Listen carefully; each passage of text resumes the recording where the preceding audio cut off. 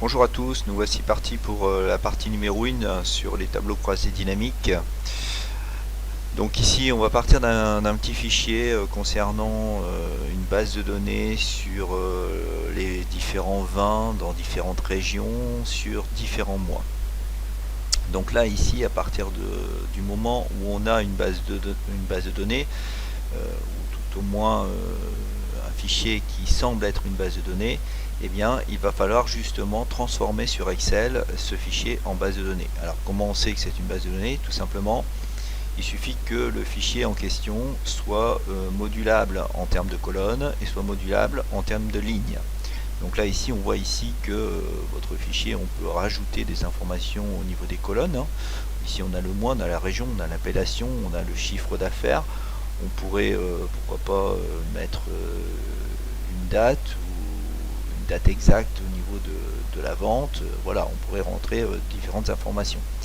Et on peut bien évidemment rajouter également des lignes puisque on peut enregistrer de nouvelles ventes. Donc, dès lors où on a remarqué ça, il suffit tout simplement de transformer ça en base de données. Pour transformer ça en base de données, il suffit de se mettre à l'intérieur ici de votre base. Donc là, par exemple, ici, je vais mettre ici.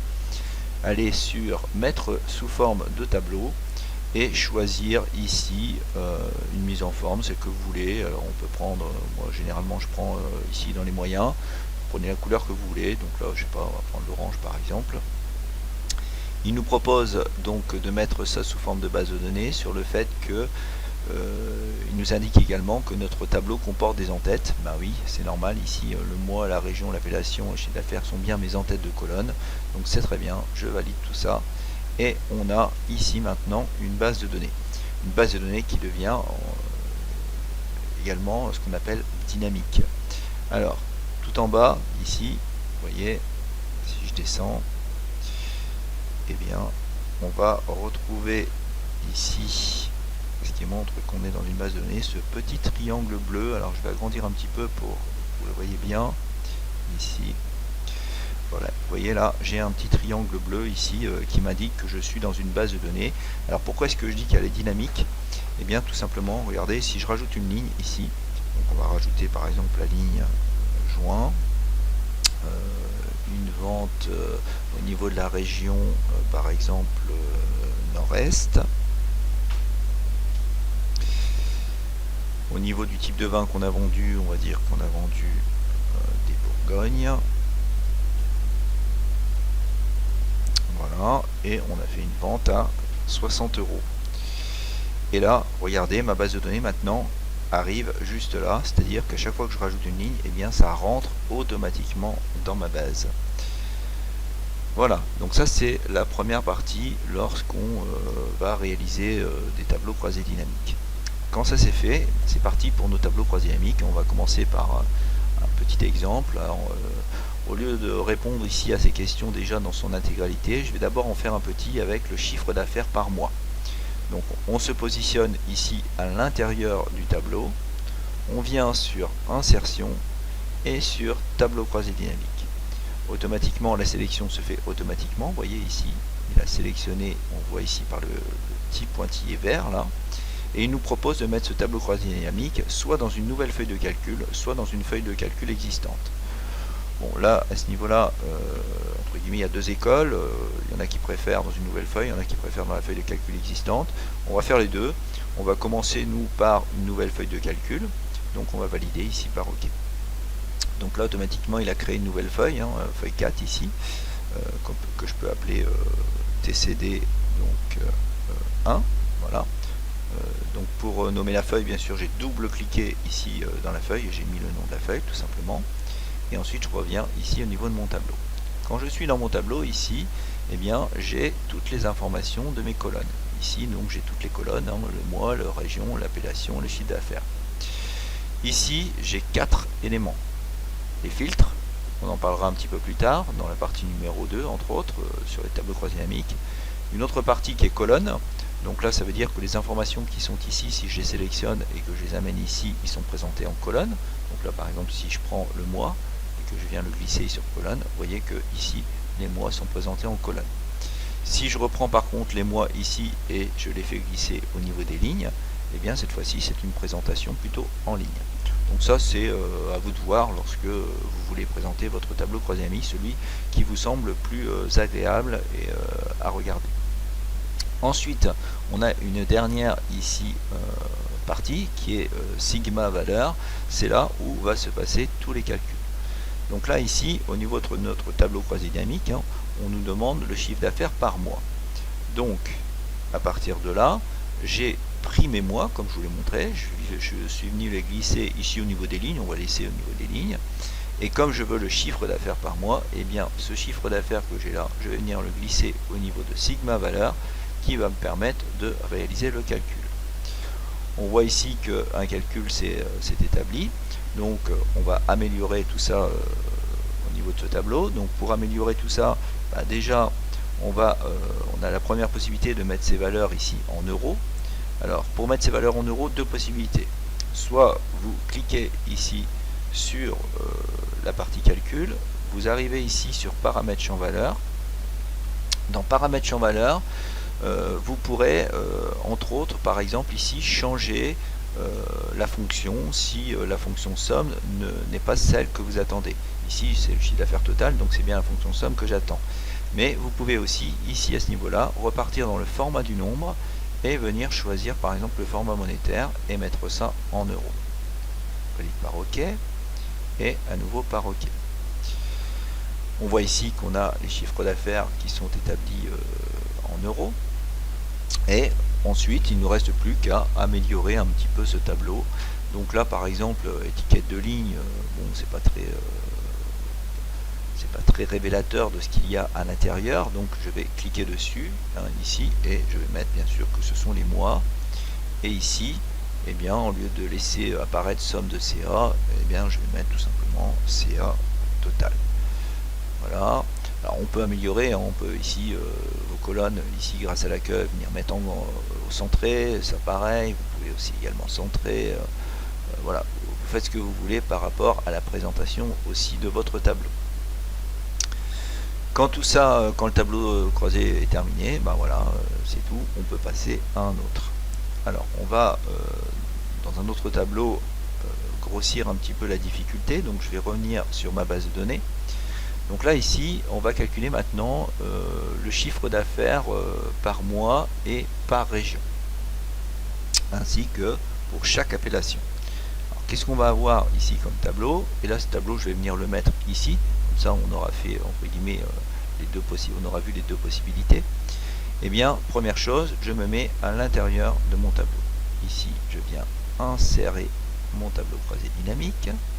À nouveau, il me sélectionne automatiquement bien sûr ma plage. Et là, au lieu de dire nouvelle feuille de calcul, je vais dire feuille de calcul existante. Et je vais venir le mettre donc à partir ici de cette cellule-là. Je valide. Et on va répondre à la question. Donc chiffre d'affaires par mois. Comme tout à l'heure, je prends mes mois, je les glisse éventuellement au niveau des lignes. Par région. Donc au niveau des régions, je vais venir également les glisser toujours au niveau des lignes, mais cette fois-ci en dessous du mois. Et là, vous voyez qu'on a donc une présentation par mois, par région. Pour chaque appellation, je vais faire la même chose, les appellations, je vais venir les glisser en dessous de région. Et donc, je suis donc bien sur une présentation par mois, par région, par appellation. Qu'est-ce qui me manque? Il me manque tout simplement le chiffre d'affaires. C'est là où se passe le calcul. Je prends donc mon chiffre d'affaires et je viens donc glisser ici le chiffre d'affaires à cet endroit-là. Tout à l'heure, on a vu que on pouvait mettre le format monétaire en partant ici à cet endroit-là, hein, et en allant sur paramètres champ valeur et en partant sur format du nombre. Là, on va le faire d'une autre manière, un peu plus rapide. Il suffit de cliquer sur une des valeurs, vous faites un cliquet droit et vous allez sur format du nombre. Au niveau du format du nombre, vous sélectionnez monétaire avec le symbole euro et vous validez par OK. On a exactement le même résultat, le même rendu ici par rapport à mon tableau. Vous voyez. Alors, qu'est-ce qu'on peut faire en plus par rapport à ce tableau croisé dynamique? Qui serait peut-être intéressant, c'est d'avoir justement cette répartition également en pourcentage. Pour avoir la répartition en pourcentage, eh bien, je vais tout tout simplement prendre mon chiffre d'affaires et je vais venir le rajouter en dessous de mon premier calcul. Alors, bien évidemment, vous devez vous apercevoir que les deux colonnes sont identiques, sauf que là maintenant, je vais changer la valeur que l'on a ici en me mettant sur une des valeurs, quelle qu'elle soit, peu importe. Vous faites un cliquet droit et là vous avez affiché les valeurs. Dans afficher les valeurs, on va lui demander de mettre ça par rapport au pourcentage du total général. Vous cliquez et voilà, tous les pourcentages se sont calculés automatiquement. Alors on s'aperçoit quoi ici, si on analyse bien, on s'aperçoit qu'au mois de janvier, nos ventes globales représentent tout simplement 14,12%. La région nord-est du mois de janvier représente 3,67% de nos ventes globales. Alors, ça, c'est peut-être pas très intéressant. Ce qui aurait été bien de savoir, c'est le pourcentage ici, mais par rapport à la vente de janvier, c'est-à-dire par rapport aux 10 159,60 et non pas par rapport, en fait, ici tout en bas, au total général, 71 972,20. Alors, comment on peut changer ça? Il suffit tout simplement de se mettre sur un des pourcentages, vous voyez ici, de la région. Vous faites un cliquet droit à nouveau et vous allez sur afficher les valeurs et vous choisissez cette fois-ci non pas pourcentage du total général mais pourcentage de la ligne parente, c'est-à-dire que il va calculer le pourcentage qui est là par rapport au total du mois. Et si vous voulez faire la même chose au niveau des appellations, c'est pareil. Si vous voulez que ce pourcentage ici soit calculé en fonction en fait ici de nord-est, quand vous faites un cliquet droit ici et vous allez également sur afficher valeur, vous avez vu qu'il a mis automatiquement pourcentage du total de la ligne parente, c'est-à-dire qu'il a pris obligatoirement le même format que le calcul précédent. Donc ça veut dire quoi ça en termes d'analyse? Ça veut dire que le mois de janvier représente à peu près 14% des ventes, qu'au niveau du mois de janvier concernant la région nord-est, elle représente 25% des ventes du mois de janvier, et enfin que l'appellation vin d'Alsace représente par rapport à la région nord-est 11,44% des ventes. Voilà un petit peu le genre de calcul qu'on peut faire également au niveau du tableau croisé dynamique. Encore une fois, on peut améliorer tout ça. Ici, au niveau des tickets de ligne, on va changer. Donc là, ici, c'est d'abord mes mois. Je vais séparer ça par le tiré du 8. Ensuite, on a les régions. Et enfin, on termine par l'appellation. Voilà. On va agrandir un petit peu cette colonne-là. Hop. Ici, donc, c'est le chiffre d'affaires total. Et enfin, ici, c'est les pourcentages, tout simplement. Voilà, on va centrer tout ça. Tout ça. Voilà. Petite chose que je ne vous ai pas montré tout à l'heure et qui est pourtant important par rapport à chaque tableau croisé dynamique, il est très intéressant de donner un nom à ces tableaux croisés dynamiques. Donc pour donner un nom à ces tableaux croisés dynamiques, il suffit d'être dedans. Vous voyez ici on est à l'intérieur et vous avez ici le ruban analyse du tableau croisé dynamique. Dans ce ruban là, vous avez tout à gauche ici les options de ce tableau. Cliquez sur les options et là vous pouvez mettre un nom à votre tableau. Donc là ici c'est donc, je vais mettre tout simplement le CA donc par mois, par région et par appellation. Voilà. Et je peux faire la même chose pour mon premier tableau. Donc ici, si je reviens sur mon premier tableau, ici, je me mets à l'intérieur. Et ici, toujours dans le ruban analyse du tableau dynamique, dans les options, je vais tout simplement mettre le chiffre d'affaires par mois. Alors, ça, vous verrez que c'est très important quand on verra la partie 2 du tableau croisé dynamique et qu'on filtre un certain nombre d'éléments à l'intérieur. Voilà, donc je valide par OK. Alors je reviens ici sur ma base dans laquelle j'ai mis mon premier tableau. Ensuite, on peut continuer. Donc là, ici, en troisième partie, on va calculer le chiffre d'affaires par mois et par appellation pour chaque région. Alors, ici, si je calcule ça, je vais le mettre juste à côté de celui-là. Il faut toujours laisser un espace entre le tableau croisé dynamique quand même et votre base de données. Vous ne pouvez pas, par exemple, le tableau croisé dynamique qui est là, j'aurais pas pu le coller à ma base. Ça aurait posé un problème puisqu'il aurait confondu après le tableau avec la base. Donc là, ici, je vais, pareil, séparer, entre guillemets, mon deuxième tableau croisé dynamique que je vais venir mettre ici juste à côté, comme ça vous verrez la différence. Je vais simplement réduire un petit peu ma colonne, ça ne sert à rien d'avoir une colonne trop large ici. Et je vais venir calculer mon tableau suivant, c'est-à-dire chiffre d'affaires par mois par appellation pour chaque région. Donc je me mets à l'intérieur de mon tableau, j'insère donc mon tableau croisé dynamique, toujours dans une feuille de calcul existante, je me mets ici au niveau de l'emplacement, toujours, et je vais lui dire tu le mets juste là. Je valide par OK. Donc là, on a dit chiffre d'affaires par mois, ça ne change pas par rapport à tout à l'heure. Ensuite, par appellation, ça change. Tout à l'heure, on était par région, par appellation. Là, on est par appellation, par région. Donc cette fois-ci, je prends d'abord mon appellation et je prends ensuite ma région. Voilà, on a une présentation, vous voyez, qui est un peu différente par rapport à celle que j'avais avant. Et le calcul, c'est toujours par rapport au chiffre d'affaires. Voilà, je vais maintenant améliorer tout ça. Je vais mettre tout ça en euros, donc je vais faire un cliquet droit. Je vais aller dans mon format de nombre et je vais mettre ça en format monétaire. Voilà.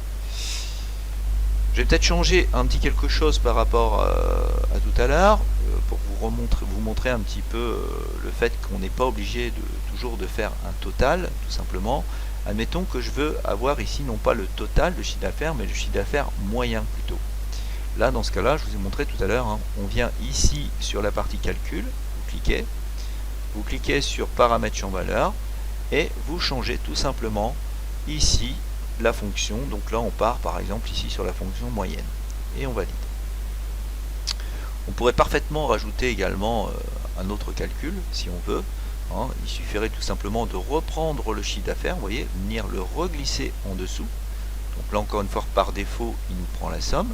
Et si je reclique encore une fois sur cette partie-là, dans paramètres champ valeur, on pourrait lui demander par exemple de chercher le chiffre d'affaires maximum. Donc là, je prendrai la fonction max, j'irai toujours dans le format du nombre, et on remettrait ici également ce résultat au format monétaire. Voilà, ok. Donc là, on a la valeur maximum, ici, on a le chiffre d'affaires moyen. À nouveau, on peut modifier tout ça. Donc là, ici, on a les mois, suivi donc de l'appellation et suivi de la région. Voilà, on dira un petit peu la colonne. Ici donc on a le CA moyen. Et enfin ici on a le CA maximum. Donc là, à partir de là, il ne nous reste qu'à mettre un nom à notre tableau. Donc toujours pareil, dans l'analyse du tableau croisé dynamique, ici au niveau des options, eh bien, on va pouvoir choisir ici le nom de notre tableau. Donc là c'est le CA donc moyen et max. Je fais une faute. Voilà, moyen et maximum. Donc par mois, appellation et région.